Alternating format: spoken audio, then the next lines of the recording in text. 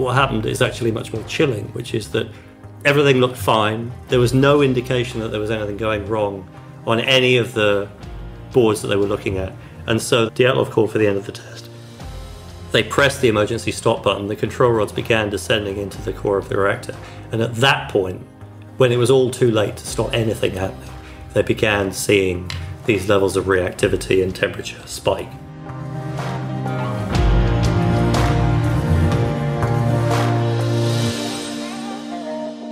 Welcome to My Nuclear Life. I'm Shelly Lesher. When people think of Chernobyl, they think of death and genetic mutations. The Chernobyl nuclear power plant disaster happened 35 years ago, which is a time some of our listeners may remember. But for many more, their only exposure is in video games, pictures, and the recent HBO miniseries. I've been wanting to record an episode on the Chernobyl nuclear power plant disaster, but needed to find the right person. So I was delighted when Adam Higginbotham agreed to be my guest on the podcast. Adam is the author of the international best-selling book, Midnight in Chernobyl, the untold story of the world's greatest nuclear disaster, which, among many awards, was named one of New York Times 10 best books of the year in 2019.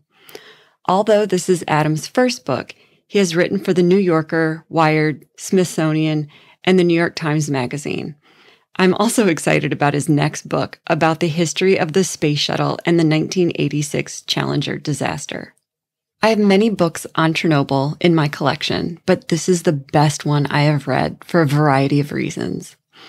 It is well-researched, strikes a good balance between technical detail and eyewitness testimony when describing the disaster, and puts it together in a compelling story which reads more like a thriller than nonfiction. So, as you are starting to reintegrate into society and perhaps take a trip this summer, read or listen to Midnight in Chernobyl and tell me what you think.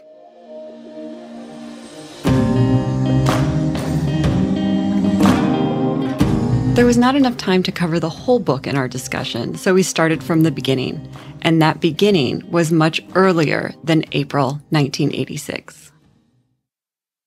The Chernobyl nuclear power plant was built by the Soviets. So what did they kind of envision for this complex? Because it wasn't just one reactor.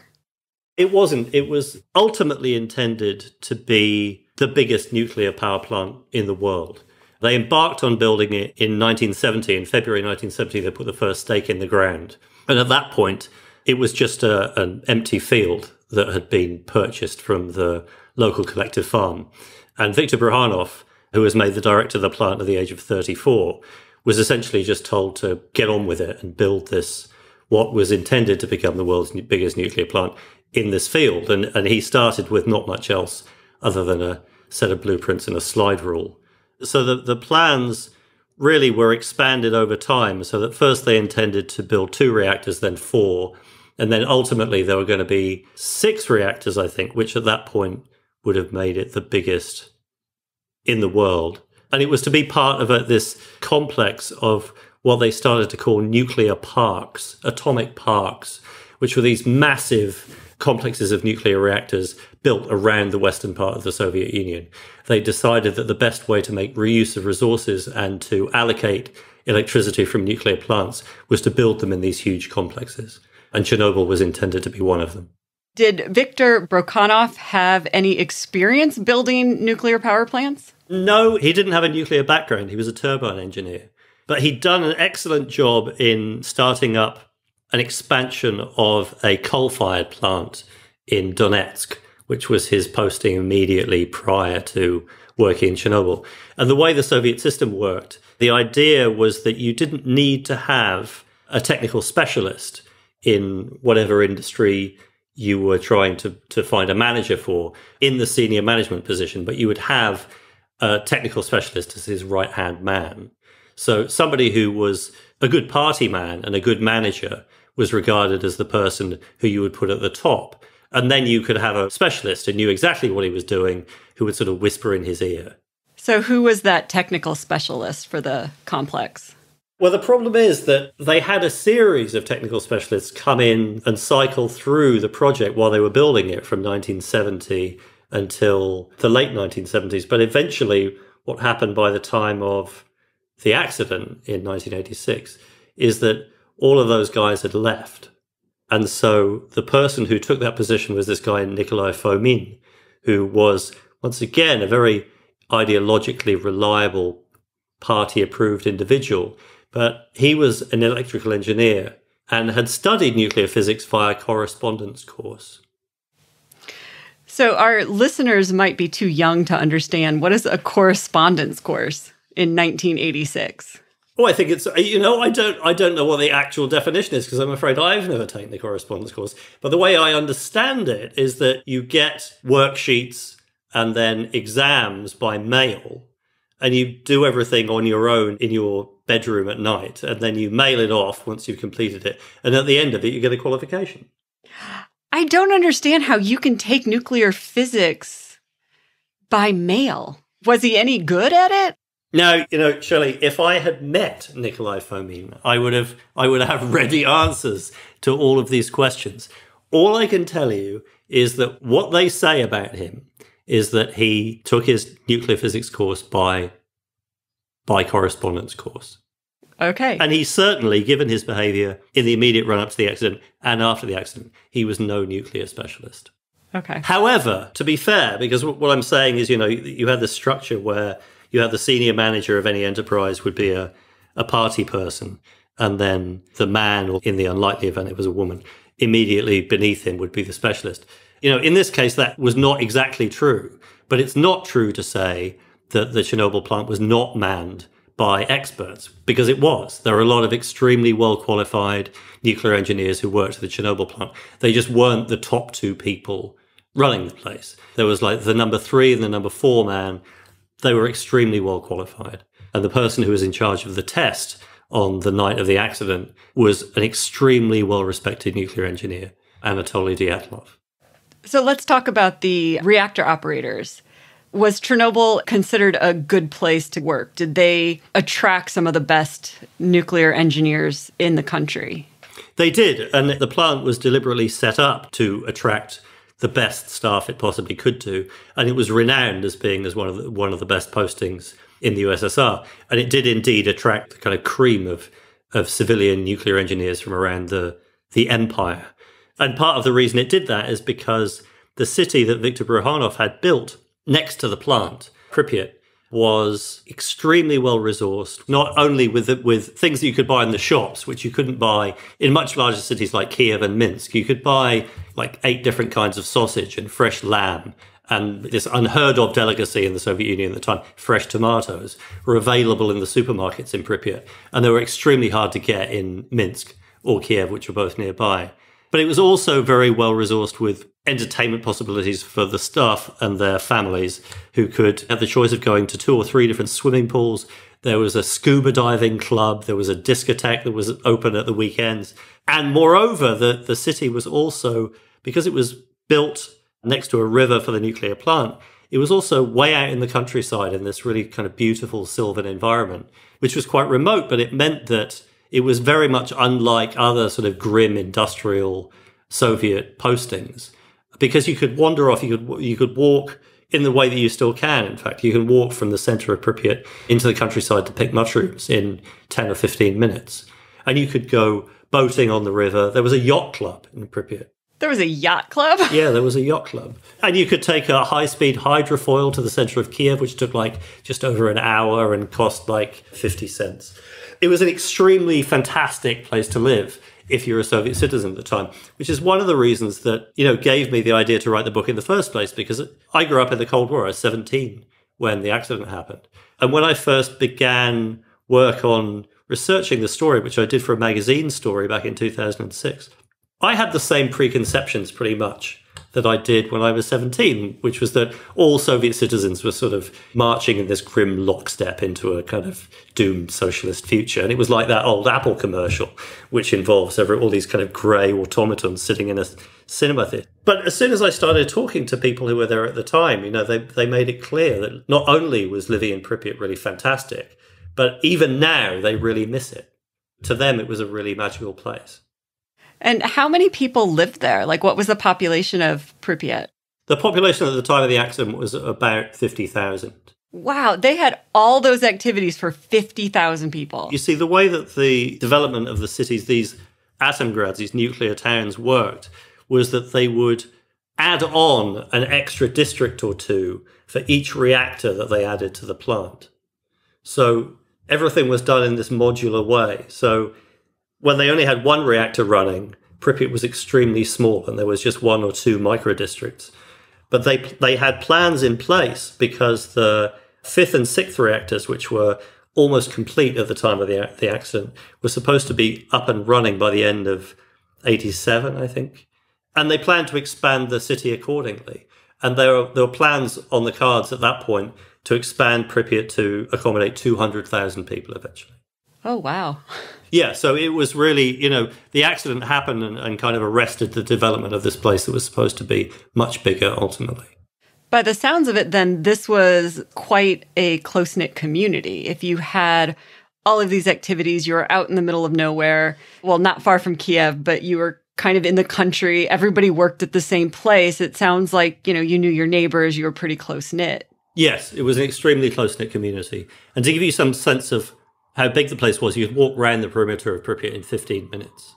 But everybody knew everyone else.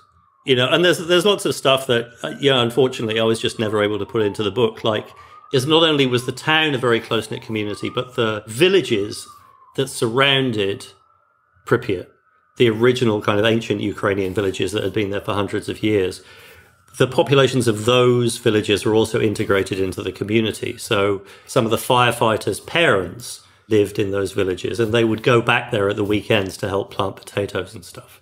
And that sort of ancient Ukrainian peasant culture leached into this into the Atomgrad. So Valery Godemchuk, for example, who was the first person killed in the explosion, I spent some time with his widow, and she told me that he was renowned for two things in the town.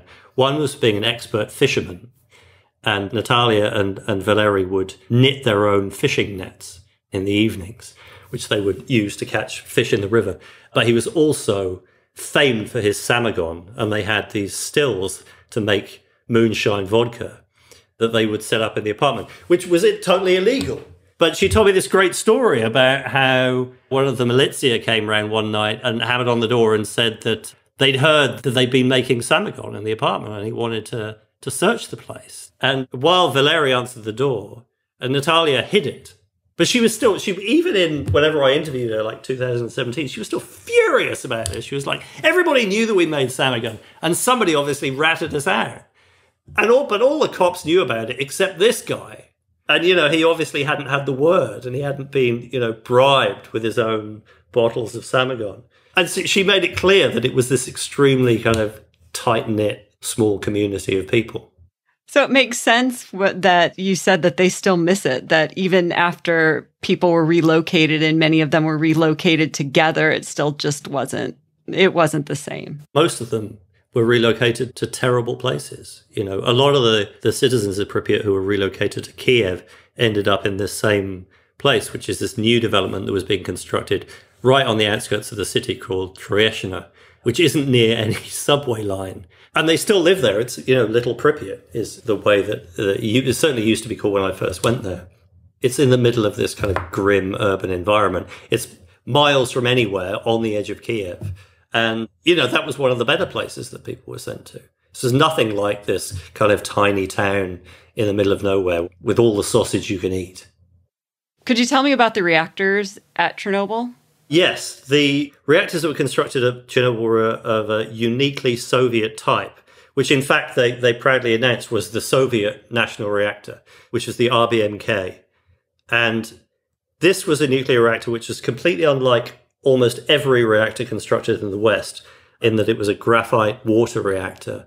And it was a direct descendant of the military reactors that had been built, not to generate electricity, but to manufacture plutonium for atom weapons. And because they were easy to build and the tooling technology to construct them was much more widely available and itself easier to construct than the technology to build the Soviet version of the PWR reactors, which were known in the Soviet Union as VVER.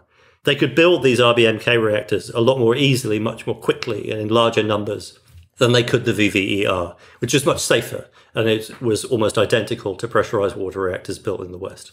So what they did is they took this technology that was developed to manufacture plutonium, and they modified and grossly enlarged those kind of reactors so that they could generate steam to turn turbines and generate electricity.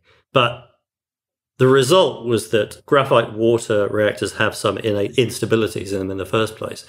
And by magnifying their size, they increase these instabilities. And coupled with numerous other design faults that they gradually began to discover as they started building these things and putting them into operation, it actually made them extremely dangerous.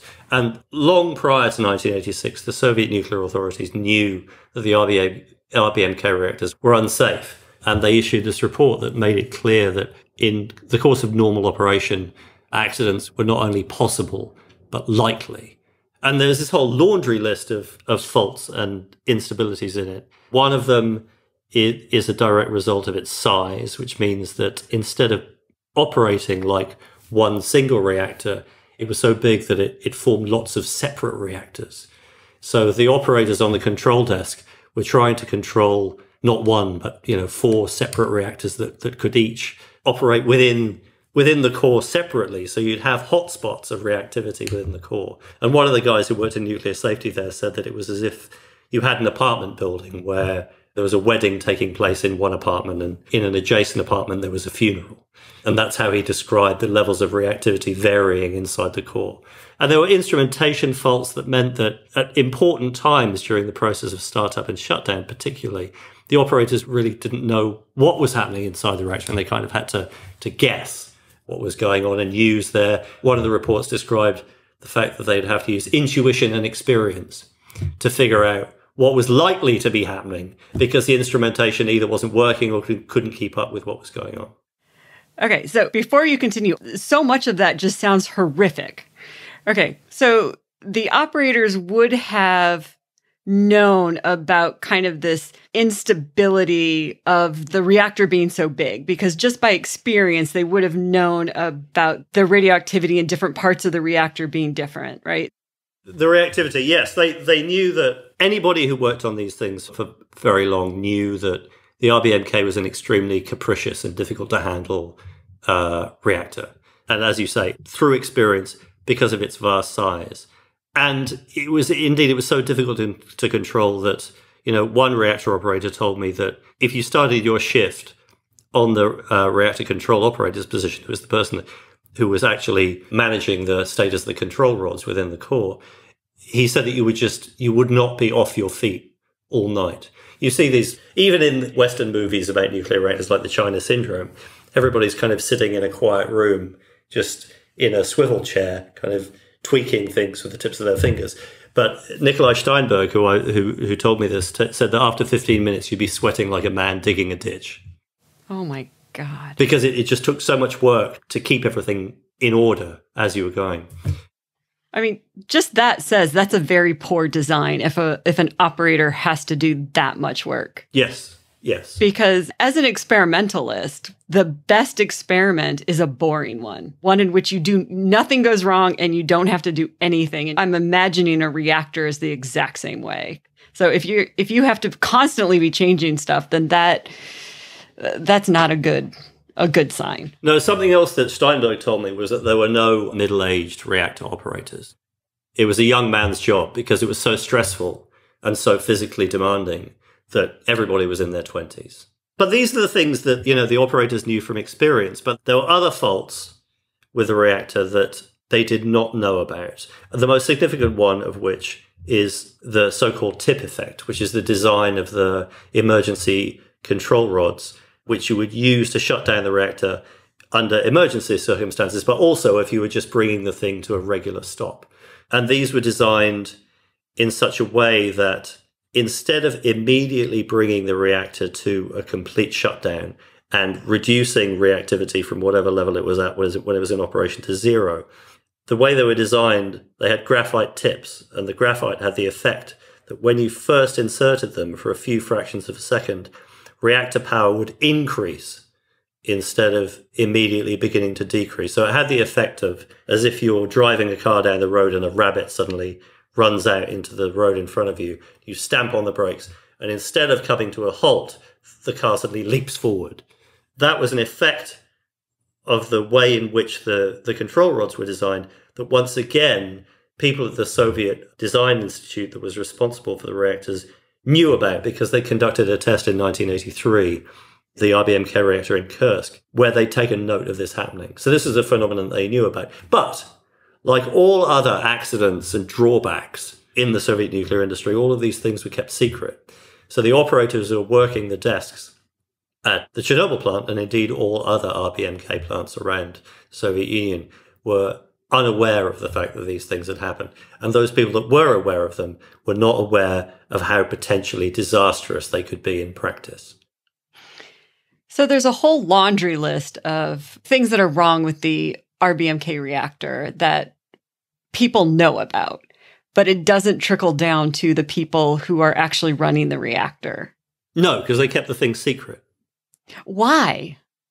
Why not tell the people who are in charge of running the reactor? Why keep this a secret? Because they kept all derogatory information about technology secret. And the Soviet nuclear industry especially, because it had a culture of secrecy.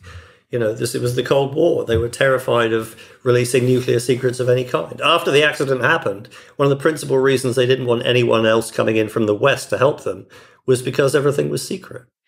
And is that because of the Soviet culture, or just because it was nuclear, or all of the above? All of the above. I mean, the nuclear industry in particular was constructed on a culture of secrecy. Which is just the opposite of what you want a nuclear culture to be. Yes. We've got to remember that it's not as if you can conveniently classify this as a strictly Soviet problem. I mean, this culture of secrecy and this cover-up of accidents and misleading people about how safe things were, it was common to the nuclear industry in the United States and in Great Britain. And, there's the section of the book that deals with the background of the nuclear industry around the world was originally much longer. And it had a lot more information about, Western nuclear accidents. That after I'd written it, I just thought, well, we don't need this. Because what it does have is the example of the Windscale fire in Britain in 1957, which was treated by the British government in such unmistakably familiar terms by the time you get to Chernobyl, that seemed like a good enough point to, I thought the point was made with that. We didn't need to go into everything that happened at Santa Susana over a 40-year period, for example. Yeah, and you're right. It's still going on, I think, actually. Yeah, I mean, there's enough secrecy around the world to go around. So why don't we talk about what happened briefly the night of April 26, 1986? They were undergoing a test that night. I think that's more or less what people hear. Like, oh, there was a test and it didn't go right. Right. Why was the fifth shift, I guess, performing this test? One of the central ironies of the Chernobyl accident is that the test that they were supposed to be conducting, that they did conduct, was a safety test. And the test was intended to establish whether or not they could keep coolant water circulating around the core of the reactor in the event of a power cut. Because the plant relied upon externally provided power to run the pumps and literally keep the lights on in the plant. The reactors didn't, and the turbines of the plant didn't provide electricity to the plant itself. It needed this external electricity to keep those systems running. So if there was a nuclear attack, for example, or a conventional attack, and it cut off the power station that provided electricity to the Chernobyl plant, then the pumps that kept the water circulating around the reactors would be cut off. Now, they had diesel generators that would come on in an emergency to keep that water circulating and head off the possibility of a meltdown. But those diesel generators could take up to 3 minutes to spin up to speed and start working. And that was enough time for a meltdown to start in one of the cores of the reactors. So they devised this test whereby they hoped to use the inertial energy of the turbines at the plant as they ran down, if they were turned off, to keep the water going around the reactors during this 3-minute gap. Now, in order to do this test, they had to do it at a time when the reactor was due for a regular maintenance shutdown. So after it had been in operation for a certain number of years, there was a maintenance shutdown. They just turn it off, they check it over, they change out some of the fuel, and they'd start it up again. And they tried doing this test a couple of times before, and it had failed. And they were really determined to do it this time because it was supposed to have been conducted before they ever started the thing up and put it into operation in the first place. But because they were in a rush to bring reactor number 4 online, they just decided to sign it off anyway and put it into operation without this, what was regarded as a crucial safety test. And having failed to successfully carry out the test previously, they were really determined to carry the test out at all costs on the night of April the 26th. And it had been actually planned for the day before, but in a sort of uniquely Soviet confluence of events, it had been scheduled for the last week in April, running into the May holidays, when everybody would be off on vacation. So everybody was looking forward to the vacation. But it was also the end of the month, which meant that it was the time when the monthly plan quotas were due to be fulfilled. So what would happen in Soviet industry is that everybody would slack off and not really work very hard at the beginning of the month.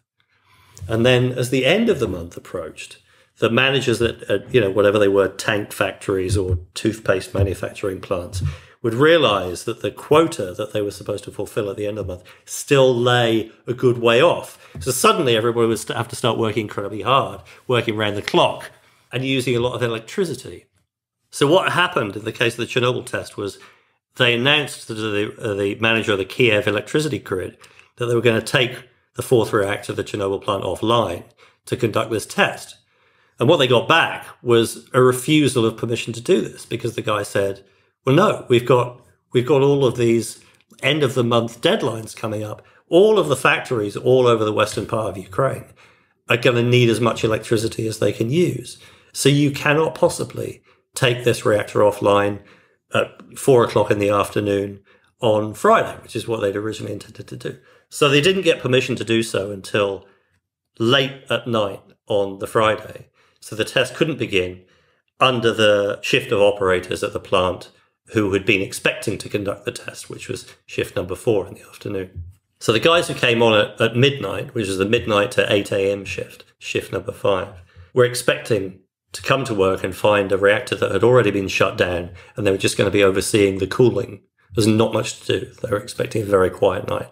And actually what happened is they turn up and the previous shift go, okay, guys, so here you are. Here's the test protocol.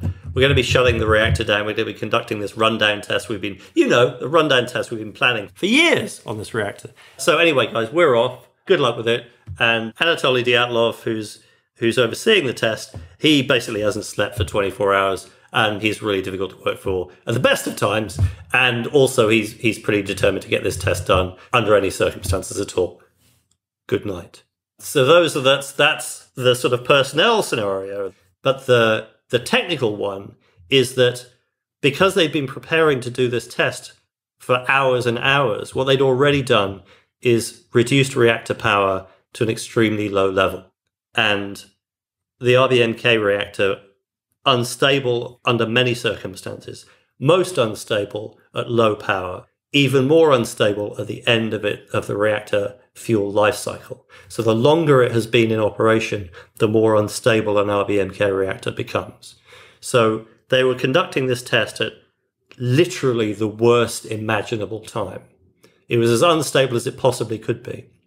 The new shift comes on. Leonid Toptonov, who was the reactor control operator for Unit 4 that night, was extremely well trained, but he was quite inexperienced and had never overseen the shutdown of a reactor before. And now he was going to have to do it on his own, because the nuclear safety officer from Chernobyl, who was supposed to stand behind him and make sure everything went fine, had already been told that the reactor test was going to take place that afternoon and hadn't bothered showing up because he'd been told that it wasn't necessary. So that's the background to the test beginning. So we don't have to go into the technical details, but good. So why didn't the reactor operators who weren't prepared for this test, who weren't comfortable with this test, that didn't really want to do this test, why didn't they just say no? Well, they tried to object. Alexander Akimov, who was on the shift that night and knew the reactors very well and was also very experienced, tried to object to the parameters under which Dyatlov wanted to conduct the test. But this is a Soviet workplace. This is not a regular workplace. As we know from the Challenger accident, even in a regular Western workplace, people can quite easily be bullied into doing things that they disagree with if they're outvoted or the person who's managing them is particularly ferocious and they fear for their jobs, or they fear falling out with people, or they fear that their contract's going to be cancelled. And what happened is they tried to object and they were just told to get on with it. Dyatlov, an extremely experienced nuclear engineer, had a background in military reactor operation and installation. He had come from these submarine yards in the Soviet Far East where he'd installed these small submarine reactors on the nuclear submarine fleet there. I just didn't brook any argument. He was a extremely difficult person to get along with. He didn't expect anybody to argue with him about anything. And so when Toptonov and Akimov raised objections about the terms under which this experiment was going to take place, he just overruled them and told them to get on with it. Because what happened is that Toptonov, as far as we can gather, when he took over control of the desk shortly after midnight, he made a mistake, which then meant that he effectively inadvertently turned the reactor off. He brought reactivity almost to zero.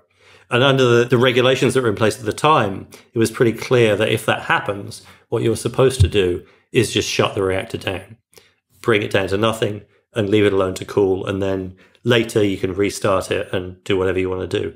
But that would have meant postponing this test that they wanted to do for another 4 years or something until the maintenance was complete. It had been started up, gone through its cycle, and was due for another maintenance shutdown. So Dyatlov certainly didn't want to do that and insisted that one of the guys from the previous shift, Yuri Tregub, who had stuck around to watch the test and the handover, stepped in, and he did everything he could to bring the reactor up to a level that they could proceed with the test. But to do so, he withdrew an enormous number of control rods from the reactor, making it even more unstable. Did any of the reactor operators think that the core would actually blow up? Is this something that even came into the minds of any of the nuclear engineers, that this could have been a result of the test or of their actions, that it was even possible to blow up an RBMK? From the accounts that they gave at the time and subsequently, they've said that they believed it was impossible for the RBMK to explode. And, their reaction, a lot of people's reactions within the building after it happened was that they refused to believe that what had happened had happened. Even the specialists who came down from Moscow, there's one kind of staggering account of this guy who was the head of the nuclear emergency response team that had been set up in Moscow, who flew down in the immediate aftermath of the accident, circling the reactor in a helicopter the afternoon of the following day, and looking down into the open reactor core from the helicopter and recognizing that he could see open fuel cells through the shattered roof of the building, and yet still being unable to believe that what he was looking at was real. So it's not only the operators who are in the control room on the night, but even the people who are trained to deal with nuclear accidents refused to believe that an accident on this scale could actually have happened. So that was pretty common. Having said that, you speak to nuclear engineers who were there at the time, and they say, well, yes, of course, we knew that it was possible that you could blow up a nuclear reactor, but it never occurred to anybody that it could happen to this one. The reactor blew up. What does it actually mean that the reactor blew up? Well, so what happened is that in the immediate run-up to the test, they'd spent hours inadvertently bringing the reactor core into a state of extreme instability. And essentially all it needed was one final initiating step to be taken to set off an explosion deep in the core of the reactor, which was to insert these emergency control rods that had been tipped with graphite and would cause a sudden spike in reactivity instead of a slow reduction in reactivity to zero, as they'd been designed to do. So what happened is they ran the test as they planned to, and the test itself took 36 seconds. But by the time the test started, it was already too late. They didn't know it, but it was already all over. And, some accounts of many accounts that have been written in the past of what precipitated the accident have this very dramatic scene that's kind of, you can imagine Jack Lemmon sweating over the control room, the control board, and Jane Fonda watching from the viewing gallery in the China Syndrome, where they're looking at all these readouts on the board in the control room and going, oh my God, the reactor's running away. We've got to do something. Press that emergency stop button.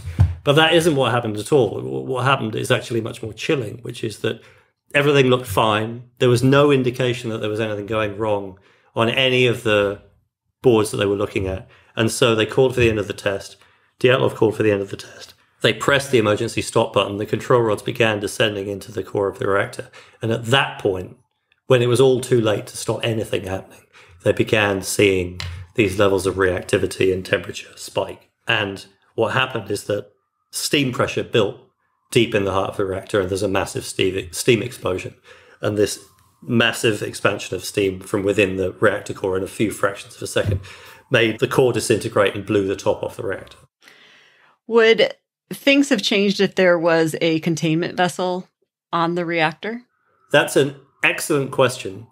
And the people I spoke to about this suggested that the explosion was of such magnitude, because remember that it tore the top off the building. It was a concrete building.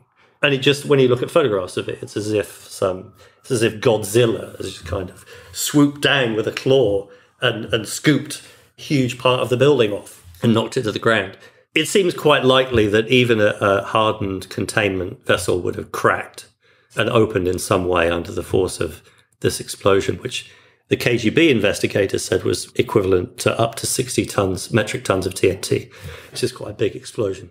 I mean, what you can say, I think, without theory of contradiction, is that the results would not have been as bad because not as much radioactivity and radionuclides would have escaped into the atmosphere through a cracked concrete dome as billowed out into the air over the course of 10 days from a building without a roof on it. What I found interesting is the aftermath and how the information got kind of reverse trickled up to Gorbachev, and how it just got less and less severe the further up it went. So pretty much by the time it got to the head of the Soviet system, it was like, oh yeah, nothing really bad happened at all. Why did that information of something, the building is gone, the reactor is destroyed, how did that narrative change? Like, why did that narrative change as it went through the party system?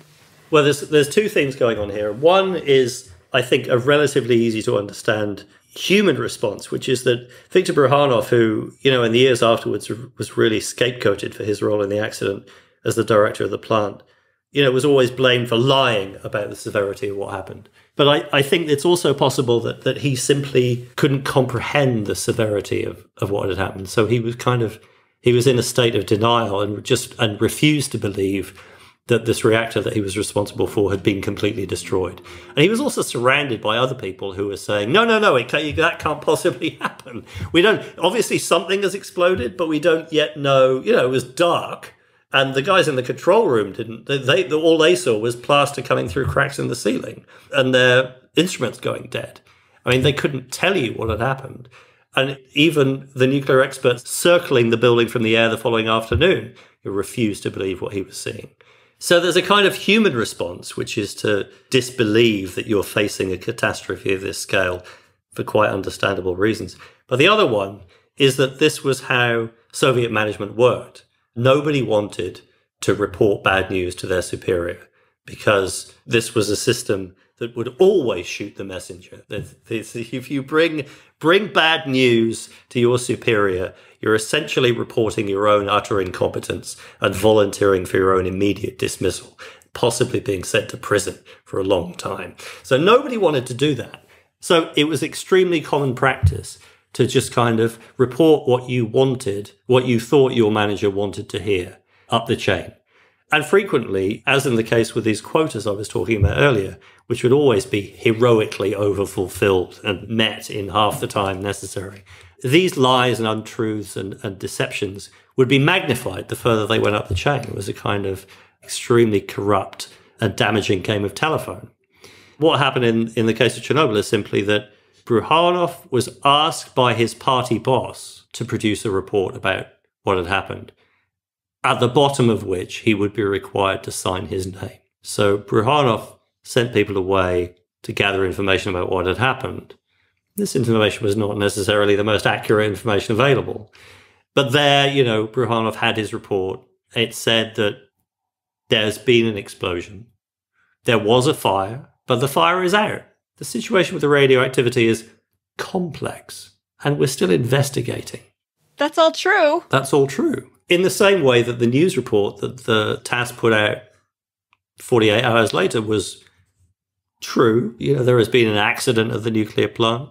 The authorities have been summoned. They are trying to take care of it. Those things are all true. But so Brouhanov sent a report that was technically true, but the fire wasn't really out. There had been an explosion in the reactor core, which at that point maybe he didn't know about. But this was exactly what the authorities in Moscow wanted to hear. They didn't want to hear about the world's largest nuclear catastrophe happening on their watch. They wanted to hear that everything was under control. We don't need to worry about it, and let's move on. So, in retrospect, Gorbachev has really done some work to manage his own role in this. And, for instance, says he likes to say that he didn't release a lot of information. He didn't release accurate information about what had happened initially because accurate information was hard to come by. And he also says, well, we called an emergency meeting of the Politburo. But what he doesn't mention is that the emergency meeting of the Politburo began at 10:30 Moscow time on Monday morning. The accident happens on Saturday night at 1:30 in the morning. So it's an emergency, but it's not that much of an emergency. So it's really, we're talking about a lot of the Soviet machine in action, really, which is to, all the way along the line, minimize the severity of what's happened. So how did Chernobyl impact the fall of the USSR and communism? In several different ways, I think. The most important way is the way in which it affected Gorbachev's mindset initially. Because he had, in March of 86, he had announced these ideas before the Congress of the Communist Party of the Soviet Union of glasnost, open government, and perestroika, economic restructuring. But by the time the accident took place, these two things were just slogans, really. He hadn't done anything about it. And we don't really know how seriously he intended to undertake either of these concepts. But while he was aware of the fact that he had inherited a mess from his predecessors and was determined to try and bring the Soviet Union back on track, he wanted to bring it back in line with the principles of Marxism-Leninism, he really didn't understand, fully comprehend, the enormity of the kind of rottenness at the core of the state that he'd inherited until he saw the first report into the Chernobyl accident that summer. And what those reports began to reveal to him was that even the Soviet nuclear state, which was supposed to be the pinnacle, the most sophisticated, the most advanced, the most faultless and impressive, the jewel in the crown of the Soviet system, this was just as rotten as everything else. It was a total disaster. The leaders of the Soviet nuclear state, the Ministry of Medium Machine Building of Nikiet of the Kurchatov Institute, had been lying to him and his predecessors all the way down the line about how safe the reactors were, about the nature of the industry. And when he realized that, it made him determined then to kind of plunge into reforms in order to save the USSR. And so then he began suddenly to embrace these economic reforms, which were undertaken, much too quickly and much too deeply to be sustained by the Soviet system. And that really is the kind of root of the collapse of the USSR. The economic reforms that he brought in, if it was ever going to work, they couldn't have been done as quickly as he attempted to do them. And simultaneously, what Chernobyl proved to be was an initial and very hard test of glasnost, because, as I said, he didn't initially release frank information about this at all. He was given the opportunity of, here we are, here's an opportunity for open government. We can be honest with people about what's happened. We can let the papers in. We can tell the West genuinely what's up. That's not what he did. He tried to keep it from leaking out. But gradually, over the coming 6 weeks, he began opening up and allowing reporters from Pravda and Izvestia to go down there and start interviewing people and reporting some of the truth in the Soviet press. And as 1986 wore on, this tendency towards glasnost that he was experimenting with Chernobyl expanded. So gradually, individuals started, giving their testimony in magazines, and there were TV reports from Chernobyl. And so with that, the Soviet people began to see that for themselves, the story that they'd been told about the level of advancement of Soviet technology and the way that the Soviet Union led the world in high-tech advancement in nuclear energy and things, that was not true. And this began to reveal to them that they'd been lied to about these things. And once Gorbachev tried to kind of put the cork back in the bottle and rein in the amount of information that the Soviet people were learning about not just Chernobyl, but about, the war in Afghanistan, about other issues that were bedeviling the Soviet Union at the time, it was too late. He couldn't put the genie back in the bottle. And that was something else that really contributed to the collapse of the Union. Well, once you allow people to have information, then, they're not going to give that up. Exactly. It's a cocktail of different things for which, in many cases, like the financial cost of Chernobyl as a proportion of GDP for the Soviet Union was not enormous, but it was one more sort of slowly bleeding wound that they could ill afford to sustain.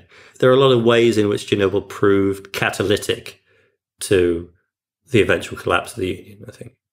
Do you have any sense of how nuclear energy changed or was thought of around the world after Chernobyl? Yeah, it was a complete disaster for the nuclear industry in the commercial sense, because countries around the world who had nascent nuclear programs, who were thinking of investing in nuclear energy, immediately put the brakes on or announced that they were abandoning those plans. Soviet client states, like the Cubans, for example, were in the middle of building a nuclear reactor. And that stopped pretty fast after April 1986. But, in Western countries, it completely turned the tide against nuclear energy, which, because of the anti-nuclear movement that had been developing in the 70s, it was primed for something like this to happen. Because we just had, in 79, you had 3 Mile Island, which was a huge deal, but relatively speaking, insignificant on this kind of scale. So people were already, in Western countries, not keen on nuclear energy. And so this was really all it needed to kind of turn the tide against it. And it's really not recovered. So I want to ask you about the quote that I sent you, because I think it's my favorite quote in your whole entire book. What Legasov was talking about before he took his life, which was about how the Soviet system had left a generation of young people who were technologically sophisticated but morally untethered. That is the way he described the scientists in the Soviet system at that time. Do you see scientists in today's world in the same way? I mean, I don't think that he's talking solely about scientists in that. I think he's talking about society. Oh, interesting. So technologically advanced just as people in general. Yeah, because to a certain extent, the Soviet state was built on this, the notion of aspiring to true communism was built on the idea of technological advancement, of dragging the Soviet people into the 20th century using technology. So I don't think it's just the scientists who are affected by that. It's the idea that society as a whole has been given these advanced technological tools, but somewhere in the process, as things are theoretically made easier, they've lost their moral compass. Do you think that's changed?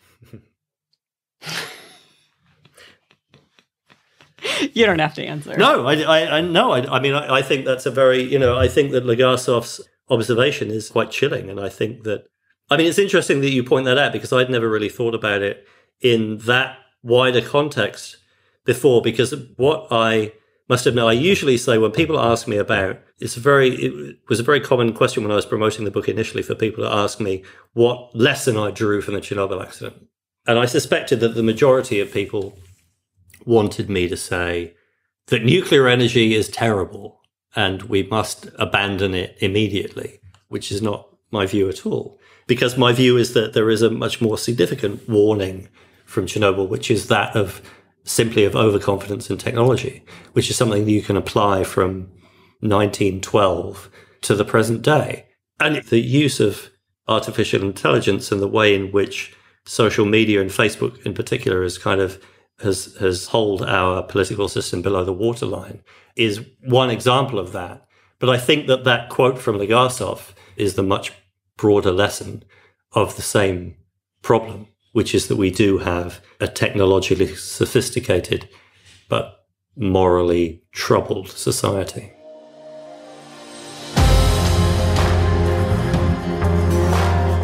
Thank you for listening. I know there's been 3 nuclear disaster episodes in a row.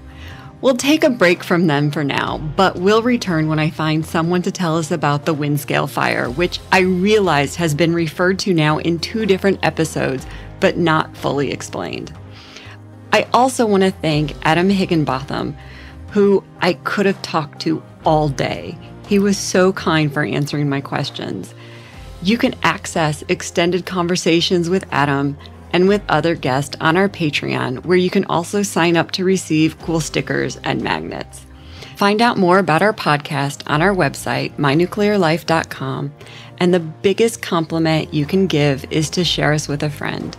Until next time, I'm Shelly Lesher, and this has been My Nuclear Life.